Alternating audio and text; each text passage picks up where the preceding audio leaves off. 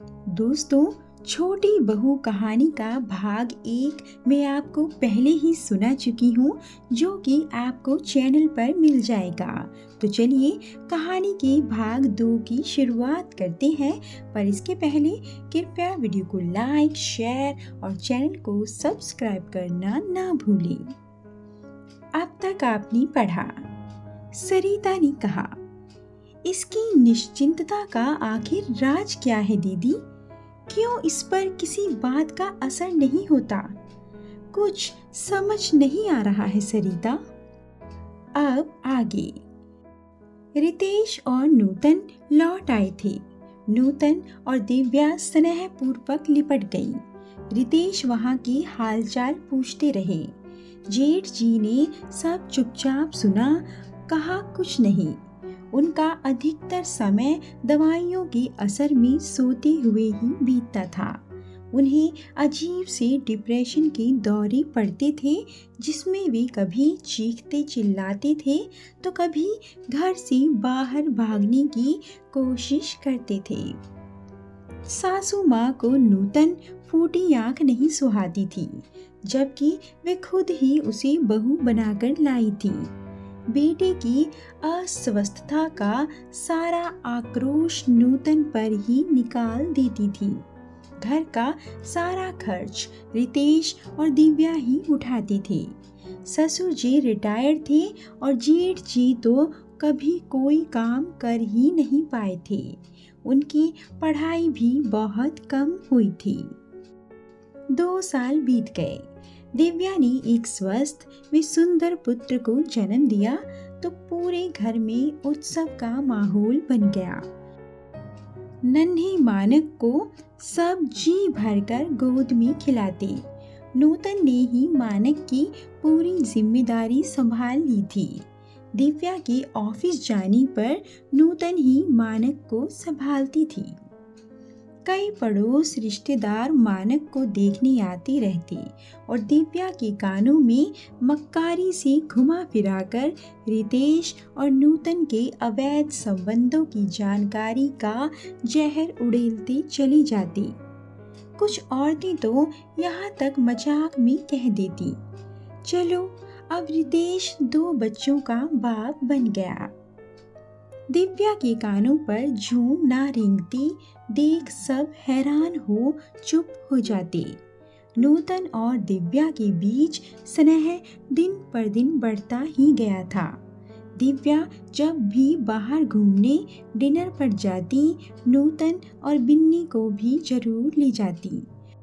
नूतन के कानों में सरिता मौसी का कथा पुराण चलता रहता था।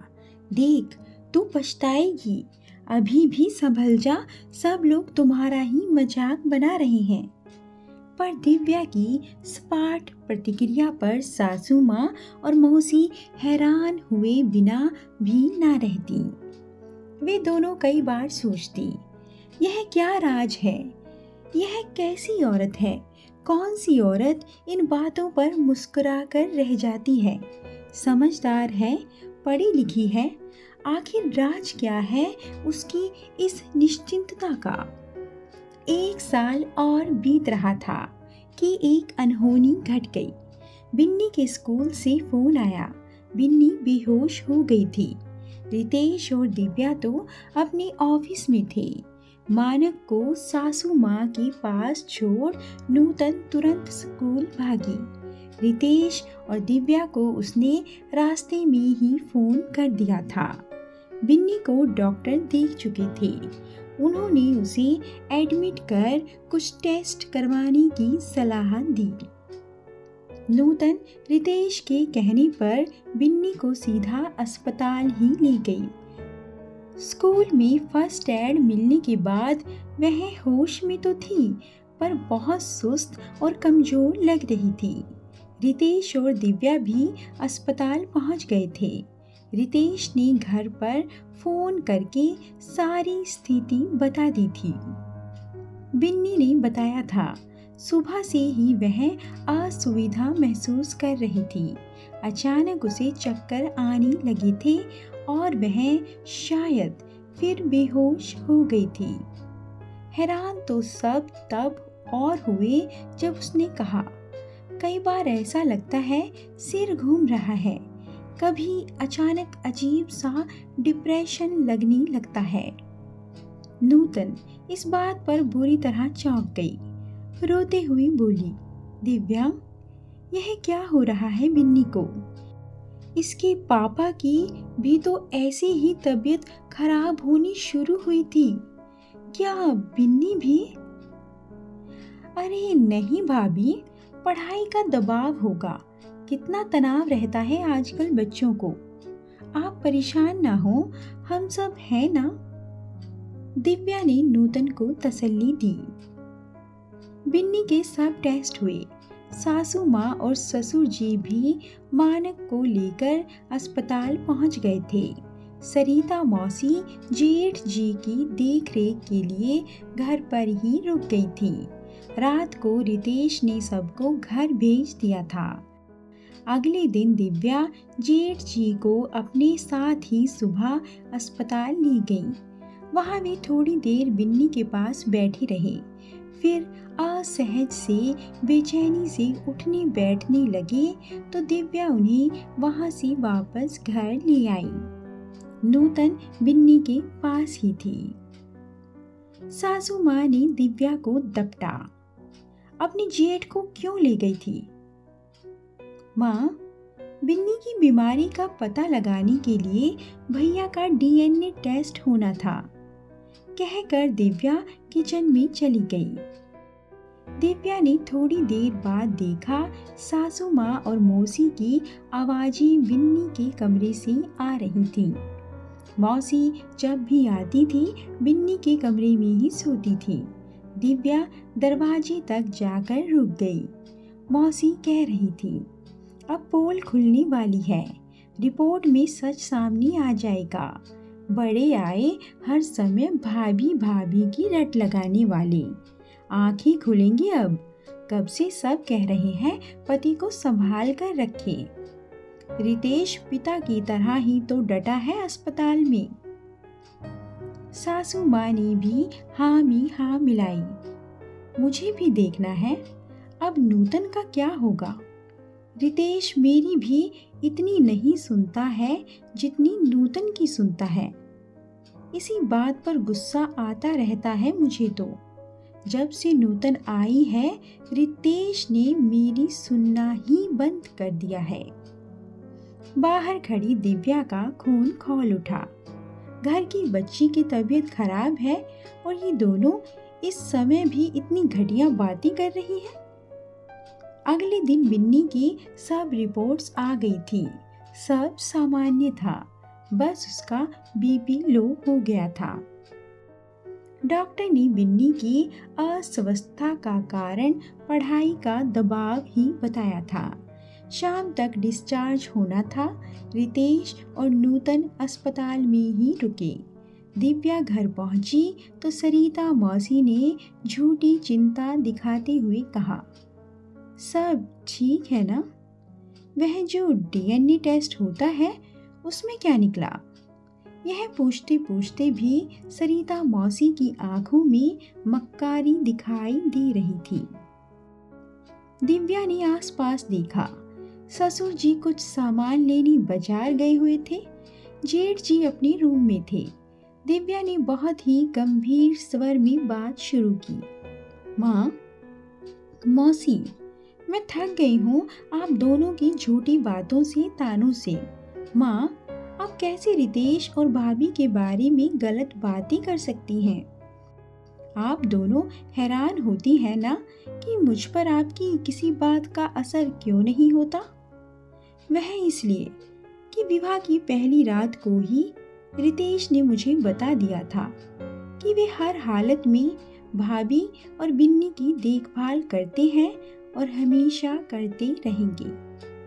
उन्होंने मुझे सब बताया था कि आपने जानबूझकर अपने मानसिक रूप से अस्वस्थ बेटे का विवाह एक अनाथ गरीब लड़की से करवाया, जिससे वह आजीवन आपके रोग में दबी रहे।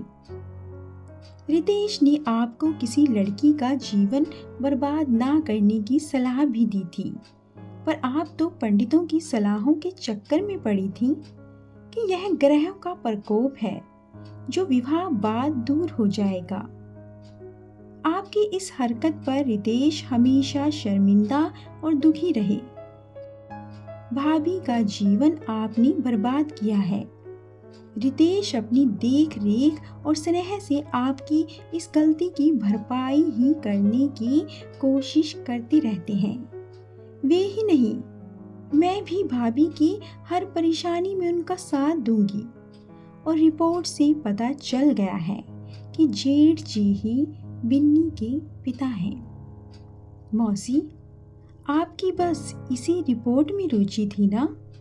आगे से कभी आप मुझसे ऐसी बातें मत करना, वरना मैं और रितेश भाभी को लेकर अलग हो जाएंगे और इस अच्छे भले घर को तोड़ने की जिम्मेवार आप दोनों ही होंगी।